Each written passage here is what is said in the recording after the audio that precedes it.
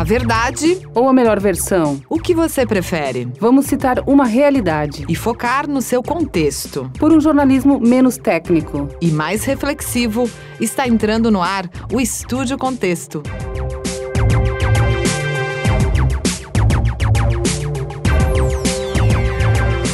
Olá, tudo bem com vocês? Eu sou a Gabriela Marcon. Quem está me acompanhando no podcast 2 do Estúdio Contexto é a jornalista Silvana Gonçalves, a Sil.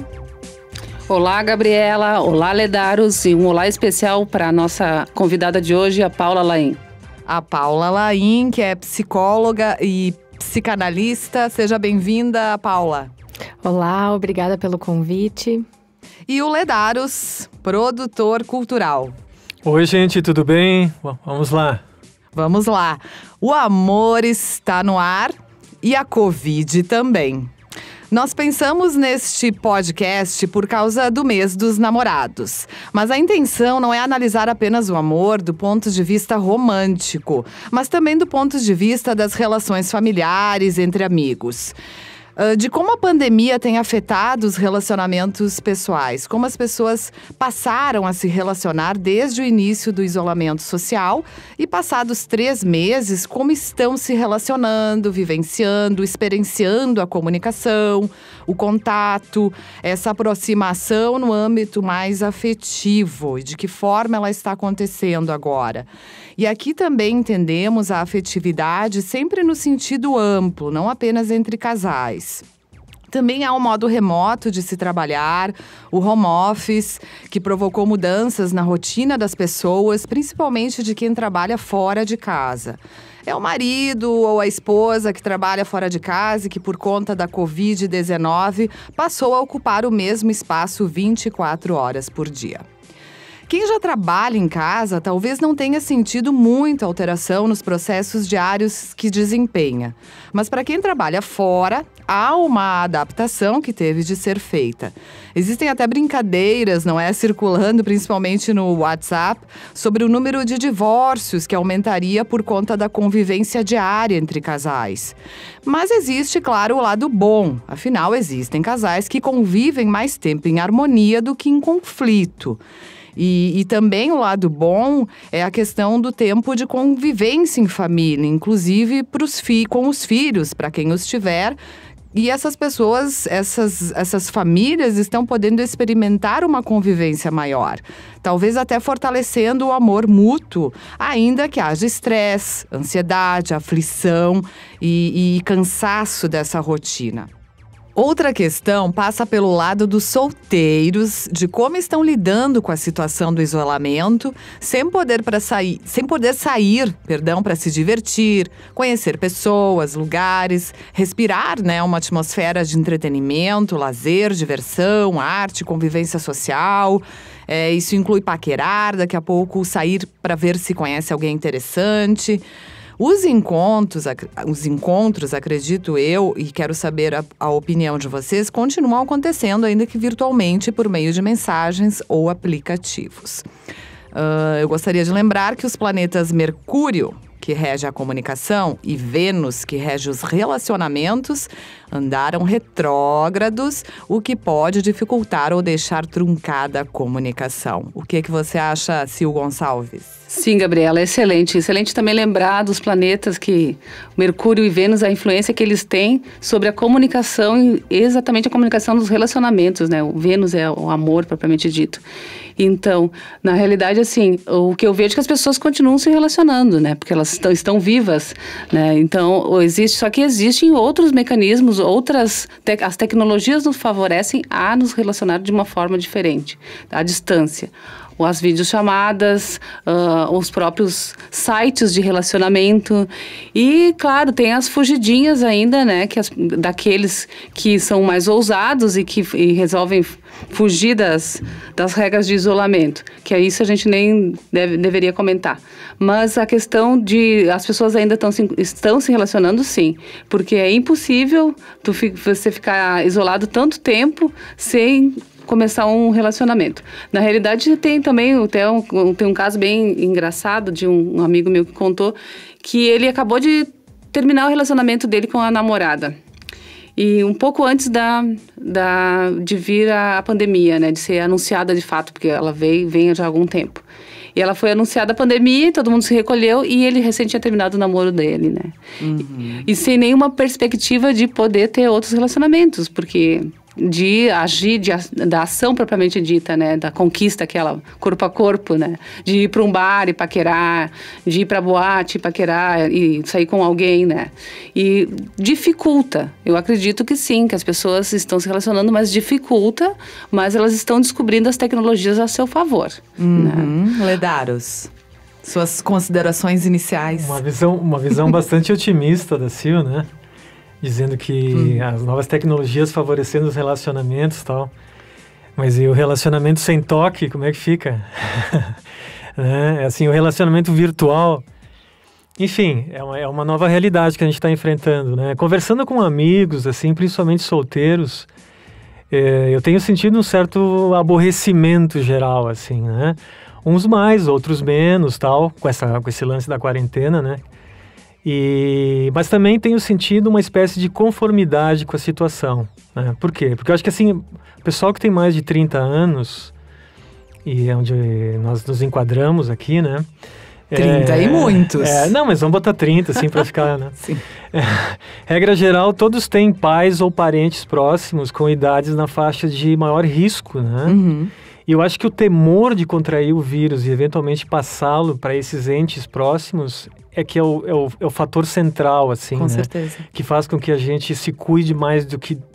Pelos outros, né? Assim, eu acho que talvez esse seja o fator, assim, que mais nos prende e que nos... Não, a gente...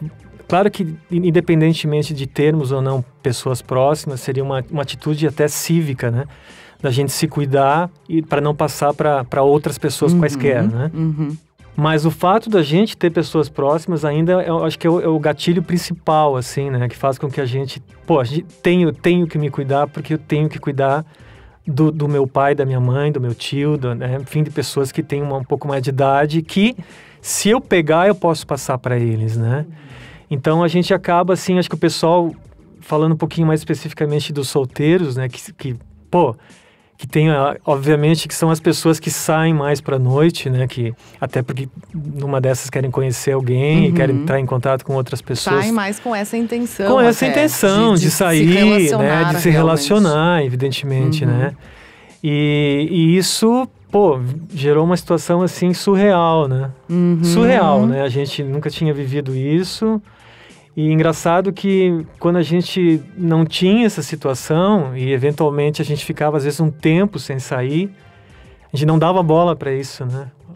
Daqui a pouco você ficava lá, 2 semanas, 3, 1 mês às vezes sem sair, mas tudo bem, né? Porque você sabia que quando quisesse sair, podia, né? E agora que a gente não pode, parece que isso nos fustiga mais, né? Porque não pode sair, né? Porque não pode... Talvez aumente o desejo das pessoas. Pode ser. De se encontrarem. Exatamente. Né? Até essa situação toda me faz pensar num conceito psicanalítico que certamente vou pedir para nossa convidada falar sobre, que é o conceito de sublimação, né? Que me parece que é um conceito chave no momento de isolamento, principalmente para os solteiros, né? Porque a coisa do desejo, né, que é tão forte para todo mundo, de certa forma tem que ser sublimado, né? Antes de passar a palavra para Paula Laim, eu vou pedir para o Vitor colocar no ar a sonora da Michele Lucchesi, que é psicóloga, e ela nos dá aí o seu parecer justamente sobre a situação dos solteiros nesse tempo, nesse período de pandemia. Como psicóloga, o reflexo mais expressivo que eu tenho visto, né, em indivíduos solteiros é um aumento nos sintomas de ansiedade, principalmente, e depressão também. Principalmente, né, frente às incertezas desse novo momento, né? Incerteza sobre como vai ser amanhã, quando a gente vai poder voltar a se ver, a se encontrar. Embora a gente saiba que muitas pessoas estejam fazendo isso, né, de formas clandestinas ou não, mas cria-se uma ansiedade, né, frente à situação de o que vai ser daqui para frente, o que vai ser, né, depois que tudo isso acabar, como vai ser, como que a gente vai viver, como a gente vai se relacionar, e também uma ansiedade em como vou me relacionar com as pessoas agora, né? Porque todo mundo quer ter alguém, conhecer alguém, né? Amar, ser amado. E aí, como é que a gente promove, né, relacionamentos num tempo de isolamento? Nesse ponto, eu acho que uma coisa que auxilia muito nos dias de hoje são os aplicativos de relacionamento, né? Bom, cada um entra nesse tipo de aplicativo por um objetivo, mas ainda é o que facilita as pessoas a se encontrarem, a conhecerem pessoas e terem, né, pessoas com quem conversar. Porque barzinhos, festas, julgamos ser os últimos, né, os últimos locais a serem abertos após essa pandemia toda. Ok, então agora a gente vai ouvir a psicóloga, a psicanalista Paula Laim, que aceitou o convite para participar desse bate-papo aqui do Estúdio Contexto. A gente quer saber muita coisa da Paula, como uma profissional que trabalha, que atende pacientes na área da psicologia. Saber também se possível, não é, Paula? Se esse período do isolamento social gerou conflitos até então inexistentes entre as pessoas, entre os casais. Talvez também, talvez não, provavelmente entre os solteiros, conflitos internos. Se esses conflitos tendem a provocar até um distanciamento maior entre as pessoas que já estavam numa situação de crise. Porque foi preciso se readaptar muito rapidamente com essa situação de isolamento de um dia para o outro. Paula, a palavra está contigo.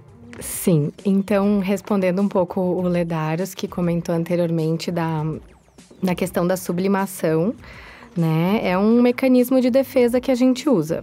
Todos nós temos mecanismos de defesa, a gente vai desenvolvendo eles ao longo da vida.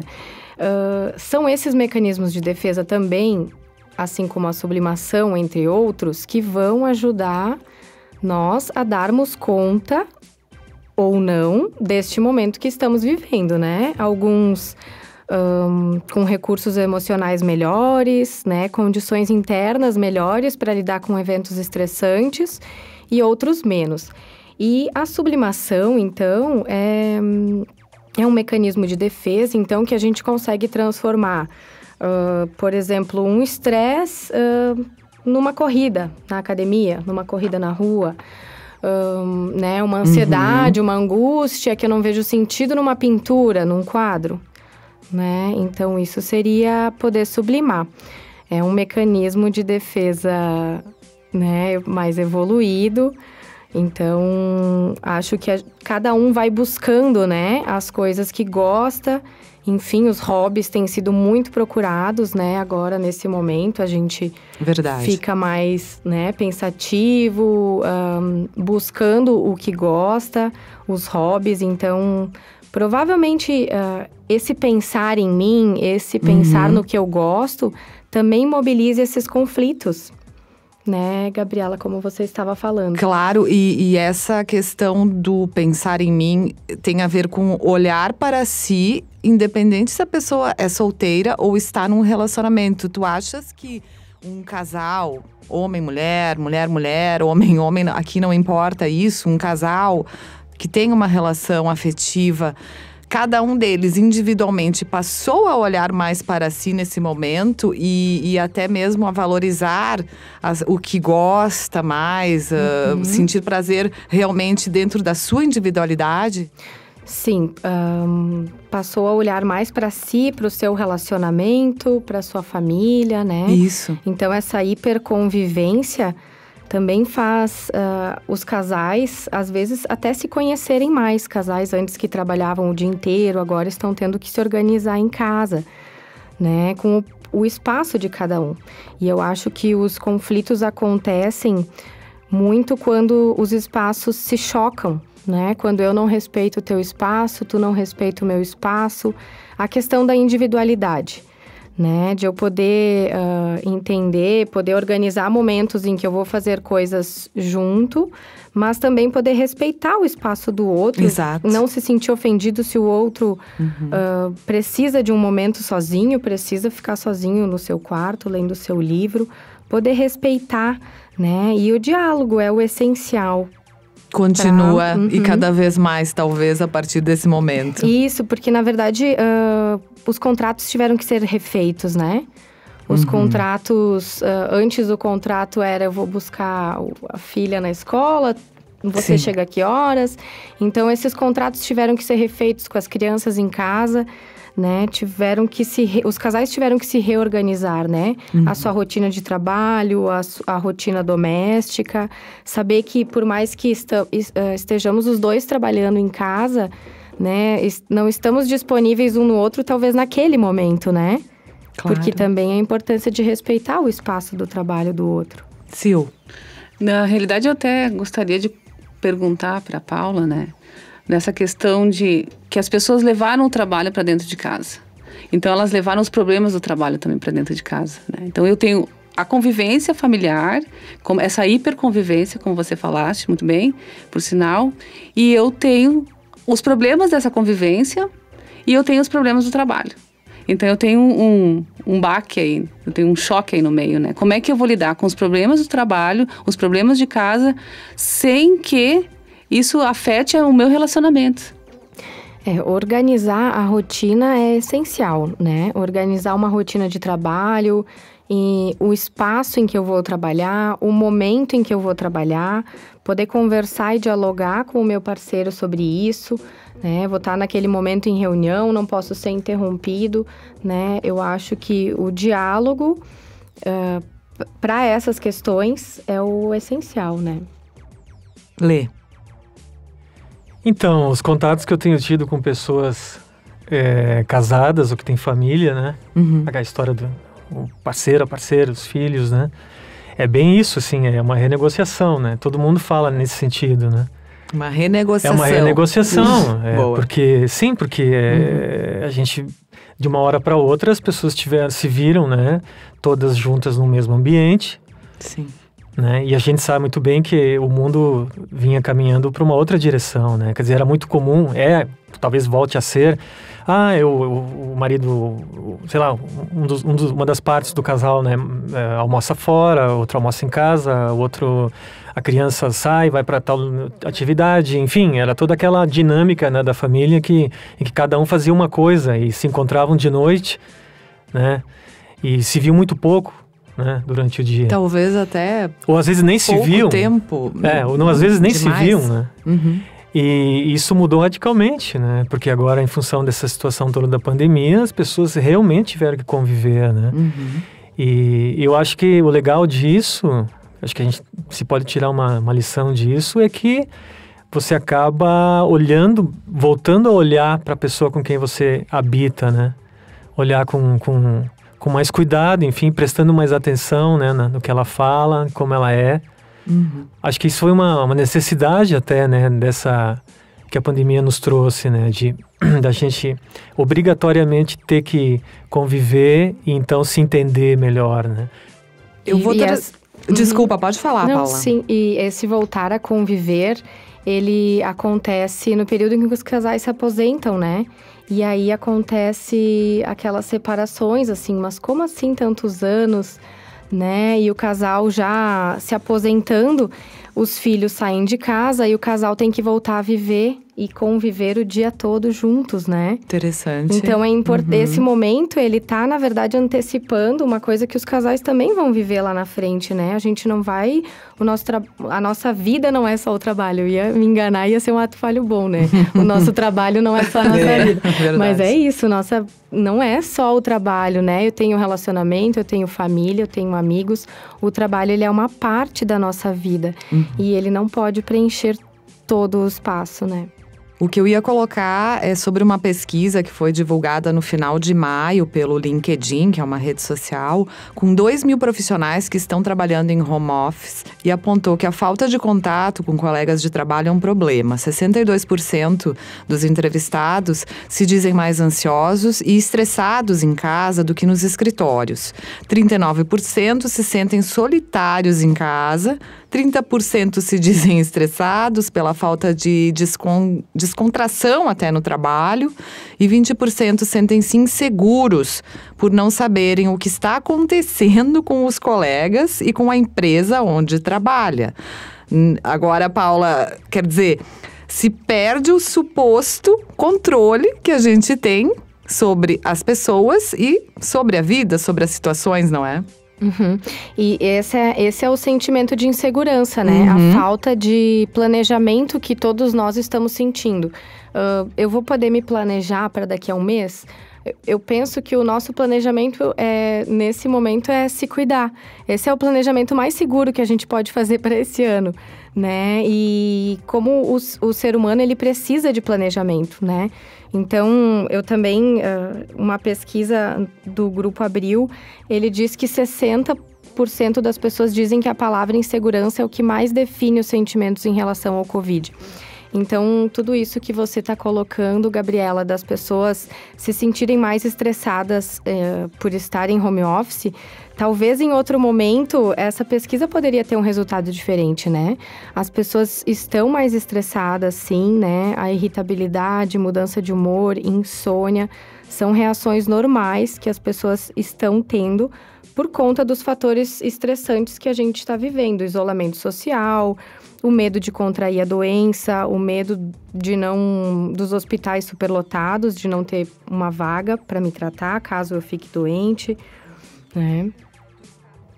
Tu está sentindo isso, Paula, essas colocações que tu traz aqui ao nosso programa, aos nossos ouvintes, no teu trabalho, na tua rotina, como é que vem sendo o teu atendimento junto aos teus pacientes? Sim, eu tenho atendido alguns pacientes online e alguns presenciais, a maioria permanece online. Tenho percebido essas questões dos fatores estressantes mesmo que eu estava colocando para vocês. Insônia, irritabilidade, ansiedade, né? Alguns pacientes que já, enfim, não estavam mais em tratamento, tiveram uma piora, né? E retornaram nesse momento, tiveram que aumentar a medicação.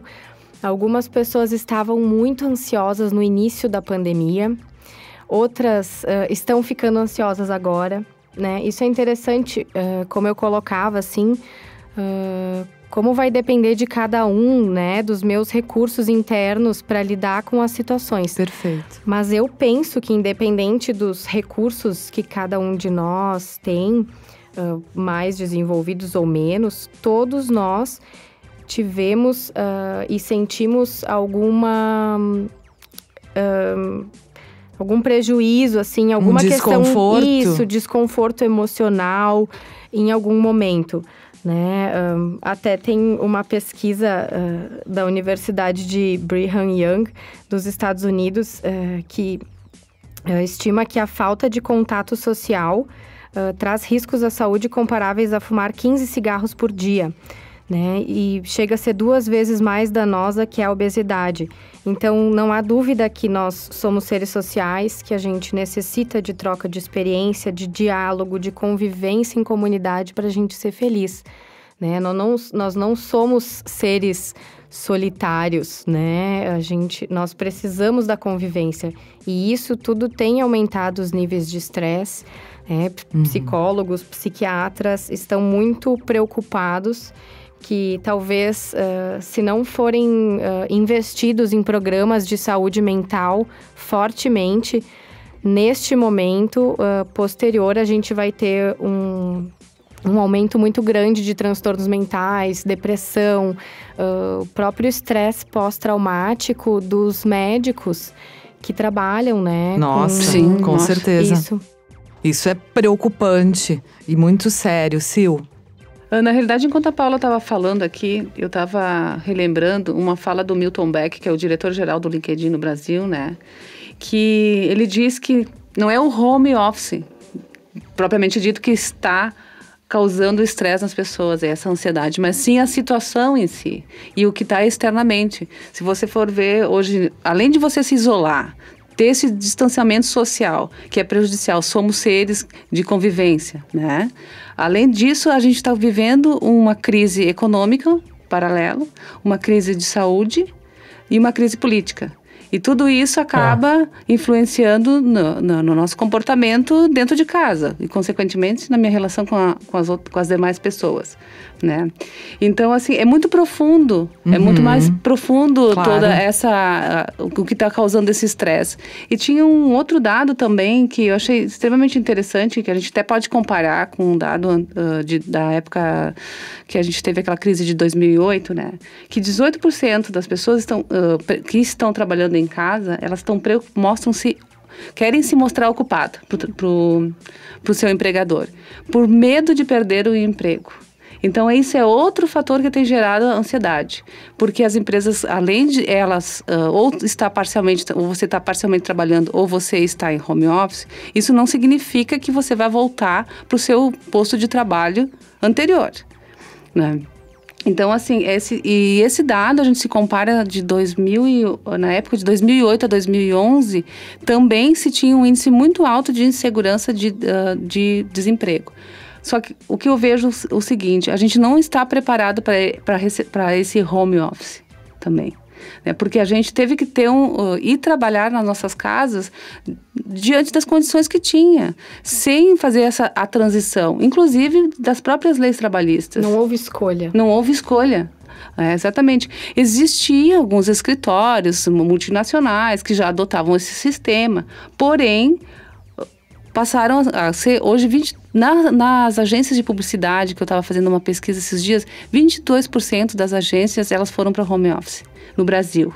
22% é um número grande. Mas, por outro lado, tem também a questão do home office se mostrar eficiente nos processos de trabalho, nas funções que as pessoas desempenham. Isso é um assunto até para um outro programa. Exato. Porque aqui a gente está falando mais no âmbito afetivo mesmo, e no emocional, psicológico, e de como, Paulo, eu acho importante a gente focar também nas soluções, entre aspas, assim, de que forma as pessoas podem se sentir melhores, como tu colocaste lá no início, seja fazendo um hobby, desenvolvendo uma habilidade, descobrindo, né, alguma tarefa que até então estava guardada dentro de si.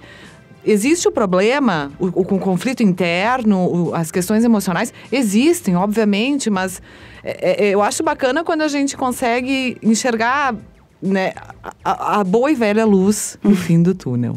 Lê. Então, eu acho que para a parcela da população que tem acesso, né, que está conectada, digamos assim, né, usando um termo atual, né, que tem acesso à internet, que pode acessar sites, fazer cursos online, buscar informação, é um período de estudo, de aprendizado, ou de reaprendizado, ou de aperfeiçoamento, né, para uma série de atividades para a qual a pessoa tendia ou que ela gostaria de fazer e até então não tinha tido tempo para isso, né? Inclusive, isso acaba se encaixando até naquele conceito anterior que a gente comentou, que é da sublimação, né? Principalmente, assim, eu como trabalho com audiovisual, na área da arte, assim, né? Isso é muito comum, né? O compositor, né? O músico que compõe, por exemplo, né? Trabalho em samba e não posso reclamar, mais ou menos assim. Não, é que você acaba, de certa forma, é uma substituição que acaba acontecendo, né? Mas tu te referes, por exemplo, ao fato até mesmo do artista ter uma sensibilidade até? Sim, e o artista acaba substituindo um desejo dele por uma determinada pessoa no momento em que ele compõe uma música para essa pessoa, entendeu? Isso acontece, né? Isso acontece em qualquer tipo de obra artística, né? Assim como um pintor, você alivia, né? O pintor vai fazer uma obra, vai pintar uma obra expressando um sentimento que ele tem por determinada pessoa E uma pessoa que ele não tem mais acesso, ou que ele gostaria de ter acesso e está bloqueado totalmente por causa da pandemia. Interessante, hein, Paula? Enfim, é uma coisa que me ocorreu porque eu acho que a situação dos solteiros em geral, e quando eu digo solteiros, né, são todas as pessoas solitárias que vivem de certa forma solitariamente, né, que moram sozinhas, né, homens, mulheres, enfim. Eu acho que é a mais crítica, porque você morando em família, você tem o contato ali com outras pessoas, né? E às vezes a pessoa que vive sozinha não tem contato. Né? Mas também eu quero ouvir a Paula sobre isso, é um ponto interessante, a questão dos solteiros, da solidão, da solitude, esse viés, porque eu, por exemplo, eu moro sozinha há um determinado tempo, enfim, já tive outros períodos da minha vida nos quais eu morei sozinha, depois não, enfim, não vou entrar no mérito da questão pessoal, mas eu aprendi a conviver comigo. Então tem este lado também, Paula, que é o lado assim, poxa, não vamos vibrar apenas naquilo que nos faz mal ou no negativo. Vamos tentar olhar, ter um outro ponto de vista, encarar de forma diferente, aprender com a nossa solidão, a nossa solitude. Até, obviamente, é fácil falar, eu estou aqui falando, eu sei que as pessoas sofrem. Nós temos sentimentos, nós somos falíveis, enfim. E eu gostaria que tu falasse um pouquinho sobre isso, de como lidar, então. Com uma pessoa que tenha dificuldade e uma pessoa que não tenha tanta dificuldade, porque é diferente, cada um é cada um. O que eu tenho sentido, assim, nessa questão que tu trouxeste, como cuidar dessa saúde mental, enfim... eu tenho sentido algumas pessoas com uma autocobrança muito forte. Como se houvesse uma pressão por ser produtiva agora, né? Então, até ontem eu não sabia falar francês, até ontem eu não sabia fazer o risoto de aspargos, então eu vou virar cozinheira, eu vou me tornar expert em línguas. Então, até esses dias eu li um artigo bem interessante que falava assim, o excesso de lives e o temor pelo DAI. Né? Que, na verdade, lives é viver, né? Vida é viver. E vida é life. Live, nesse caso, é ao vivo, até. Isso, mas pode ser interpretado como viver, né? Pode, claro. É o verbo viver, né? Live. Isso, e por que a gente tá buscando tantas lives, né? Qual que é essa sensação, talvez, de estar se sentindo morta, né? De estarmos nos sentidos mortos, no sentido... porque muitas pessoas pararam de trabalhar, então eu não me sinto produtiva. Então, isso mexe com a identidade, mexe com o que eu estou fazendo aqui, por que eu estou aqui, né? Então, eu tenho sentido essa autocobrança das pessoas, né? De serem produtivas. E eu digo para as pessoas respeitarem, né? Porque não é nesse momento que a gente vai atingir todas as metas que até ontem a gente não tinha ideia. Exatamente. Então, aos poucos, eu vejo as pessoas se movimentando. Vou fazer curso de francês. Que legal, sabe? Se isso não for uma cobrança em eu tenho que fazer, eu tenho que ser produtiva, porque eu tenho mais tempo. Não, a gente não tem mais tempo. O tempo é o mesmo. As horas são as mesmas, né? Então, dá uma sensação de que a gente tem mais tempo. Então, o que a gente está fazendo com esse tempo? Então, eu tenho que ser produtiva. Isso é importante as pessoas cuidarem, né? É legal aprender uma língua nova, assim como pode isto vir para bem, né? Isso pode vir como uma cobrança. Então, é importante as pessoas, sim, cuidarem da sua rotina, né? A rotina vai auxiliar a gente a manter a nossa saúde mental, né? A questão do social, né? Mesmo online, fazer contatos com as pessoas que a gente gosta, né? O trabalho, então, definir o espaço de trabalho, o tempo. A gente já falou dos hobbies aqui, como é importante a gente se perceber nesse momento, buscar fazer algo para si, né? E ontem eu li uma questão interessante, assim, né? Eu sei que eu estou falando com jornalistas, mas eu li uma palavra, dieta de notícias.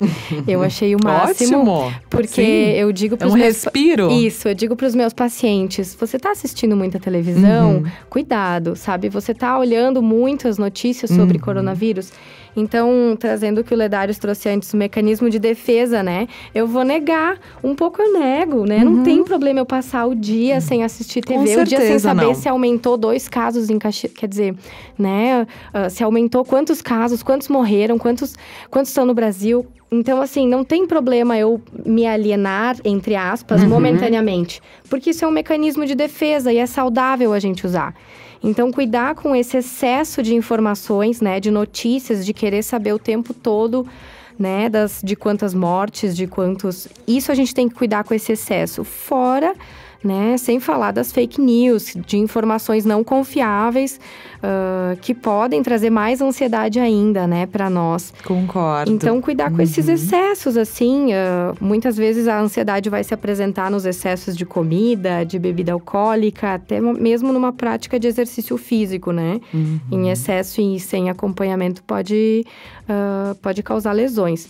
Então, eu penso assim, a gente precisa cuidar da nossa saúde mental. E se em algum momento, aqueles fatores de estresse que nós estávamos falando antes, de insônia, irritabilidade, né? Se isso permanece por muitos dias, a gente tem que buscar ajuda de um profissional que a gente conheça, né? Qual que é a diferença de uma tristeza normal ou de uma tristeza, de uma ansiedade por causa da pandemia ou de um trauma, né? Ou realmente desenvolvendo um transtorno depressivo, né? Mais sério. Claro. Isso é o tempo que vai avaliar, né? E o tempo e a minha rotina.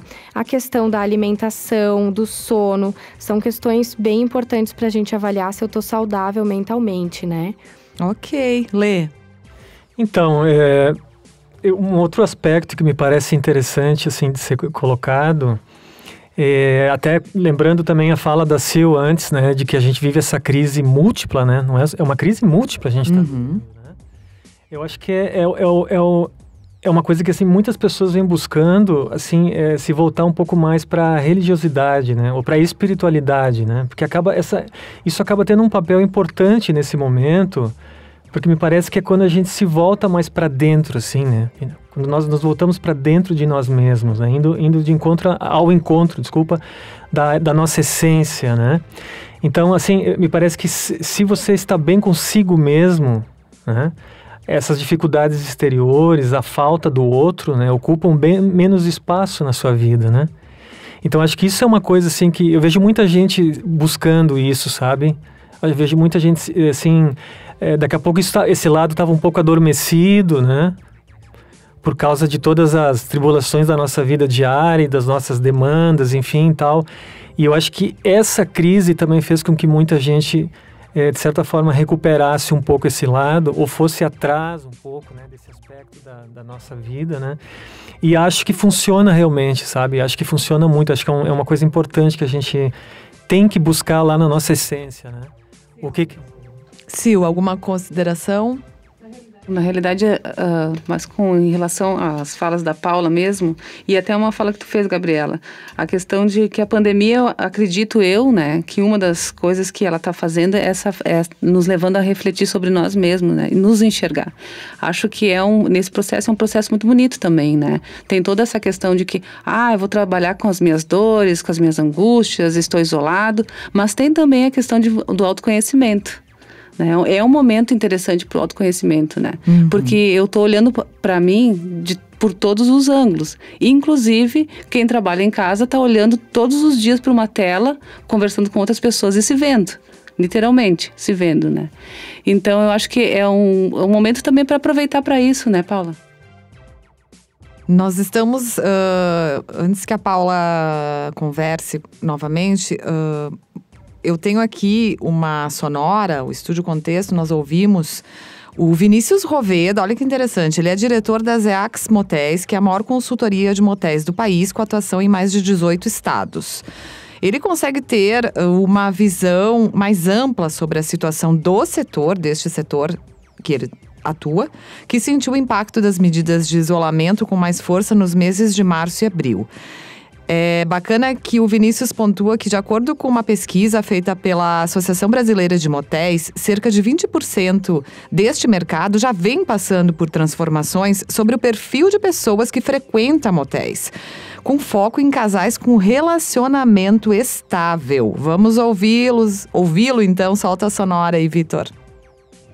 Pouca gente sabe que a motelaria no país vem passando por uma grande transformação, algo que já vem aí há uns 7, 8 anos, que é uma mudança completa no público-alvo.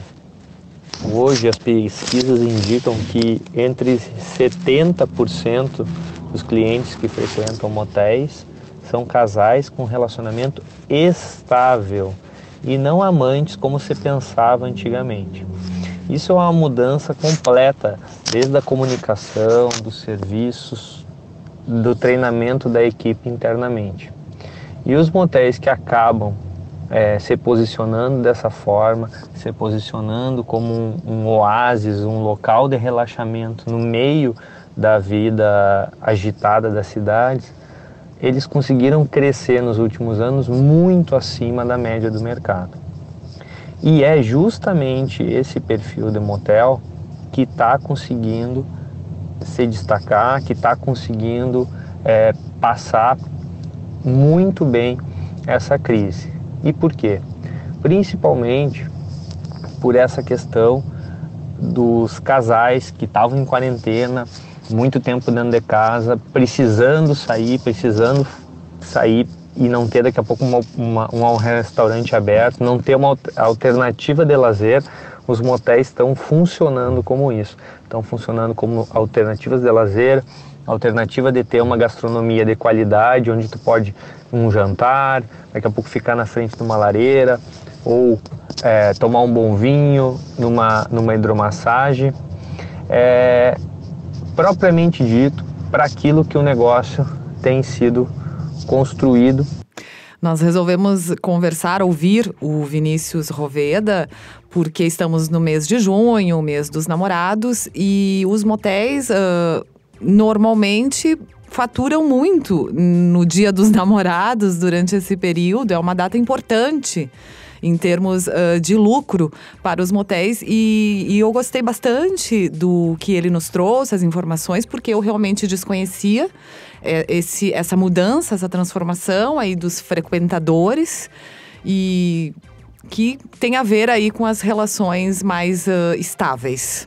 O que vocês acham? Para a gente fechar o Estúdio Contexto de hoje. Na realidade, eu acho muito bacana essa transição, né? Mas é uma transição, né? Ainda faz, como o Vinícius falou, 7, 8 anos que os motéis estão ganhando mudando o seu conceito, o seu posicionamento, né? Mas ainda não todos mudaram esse posicionamento. A ponto de que eu apurei, né, algumas informações junto a motéis e tudo mais, a ponto de que teve gente ligando antes, quando fechou totalmente o motel, teve gente ligando reclamando que não podia ver amante, né? Reclamando, quando é que eu vou ver minha amante? Faz não parte. Sejamos aqui também, né? Não vivemos no mundo cor-de-rosa, não, gente. Com certeza. Mas, de fato, sim, as pessoas estão procurando os motéis nesse sentido de poder ter um espaço diferente do que ela tem em casa, mas com conforto, né? E que ela possa sair, mudar o ambiente um pouco. Isso está realmente acontecendo. Acontecendo de uma maneira mais tranquila, digamos assim, não é um boom, todos os casais agora resolveram, com certeza, né? Não. Até porque ainda se tem o temor, né, de como é que eu vou encontrar, condições que eu vou encontrar esse motel, apesar de também ter apurado, e junto ao próprio Vinícius, ele em alguma ocasião me colocou que os cuidados que eles têm em relação à higiene, protocolo bem rígido, o protocolo deles é muito rígido, e agora só endureceu ainda mais, né? E naturalmente o motel é um lugar que as pessoas já ficam. Exato. Então isso é um ponto a favor. Paula, e é saudável, vamos combinar. Sim, não é importante o casal conversar, se abrir para novas ideias que não foram motel, que foram outras ideias, né? E às vezes pode ter um preconceito também, né? por essa questão mesmo da pesquisa mostrar, né, que anteriormente era frequentado mais por amantes, enfim, e hoje em dia 70% então são mais casais. Também me surpreendi com a pesquisa e acho bem bacana, porque isso mostra que os casais estão dialogando e estão buscando alternativas para também poder apimentar a sua relação, poder dar continuidade, né? Então não é só por conta da pandemia ou desses fatores estressantes que simplesmente vai pôr um ponto final. Não, o que pode ser feito? Vamos dialogar, vamos ver as possibilidades, né? Vamos frequentar um motel, transar num lugar diferente. Claro. Então, isso também vai apimentando a relação, mas de novo, né? É o diálogo, né? Do que vai me fazer feliz, do que vai te fazer feliz e a gente achar esse denominador esse comum. Equilíbrio. Isso. Ótimo, Paula. Muito obrigada pela tua presença aqui no Estúdio Contexto. Foi excelente. É sempre bom conversar com um profissional da área da psicologia. Eu, particularmente, gosto muito dessa área. Me encanta bastante. É extremamente necessária para a vida de todo ser humano. Lê, Sil, vocês querem fazer alguma colocação final? Então, eu acho que enquanto nós não tivermos uma solução definitiva, né, para essa pandemia, ou seja, enquanto não tivermos uma vacina ou algum medicamento que comprovadamente cure, né, essa doença, a tendência é que esse receio, né, das pessoas se contaminarem vai continuar por um bom tempo ainda, né? E isso vai, evidentemente, afetar, né, principalmente a vida das pessoas que ainda estão buscando um parceiro ou uma parceira, né? Então, acho que talvez a solução temporária para isso vai ser justamente o contato virtual, vai ser os aplicativos, vai ser as redes sociais, enfim, as lives, né? E à medida que as pessoas vão se conhecendo mais, também remotamente, evidentemente que a confiança aumenta e a tendência de acontecer um encontro real também vai rolar, né? Então, acho que é uma tendência por aí, assim, né? Meio que uma substituição daquele contato direto que acontecia na noite, nas saídas, nas festas, nas reuniões, etc, né? Silvana Gonçalves. Na realidade, comentar o que o Lê falou lá no início, né? Que eu sou uma otimista das novas tecnologias. E parcialmente sou mesmo, porque o que a gente vê é que elas entraram para ficar, né? Essa questão da pandemia só acentuou esses relacionamentos virtuais, esse contato via aplicativo, porque a gente já tem uma geração que só se relaciona via app, só se conhece em sala de chat de relacionamento ou pelas redes sociais, né? Tem inúmeros casos, a gente poderia citar, de pessoas que até se casaram se conhecendo em aplicativos de relacionamento, né? Então, acredito que sim, que as novas tecnologias, as tecnologias, elas vieram para ficar, né? Passada a pandemia, vai ser uma forma ainda da gente se relacionar. Claro que a gente vai poder ter o contato, o abraço, que tá todo mundo louco para dar um no outro, né? Ele vai sempre prevalecer, né? O olho no olho, ele vai ser sempre o que vai estar acima de qualquer coisa. Bom, estamos encerrando. Paula Laim, mais uma vez, muito obrigada. Ela acabou de nos confessar, aliás, que ela é cantora. A próxima vez que ela participar do Estúdio Contexto, porque tem muito assunto pra gente conversar, se prepara, Paula. O microfone vai ser teu, mas vai ser pra cantar. Tá bem, agradeço o convite. Muito obrigada a todos vocês que nos acompanham aqui pelo YouTube, no canal Estúdio Contexto. Até o próximo podcast. Um abração.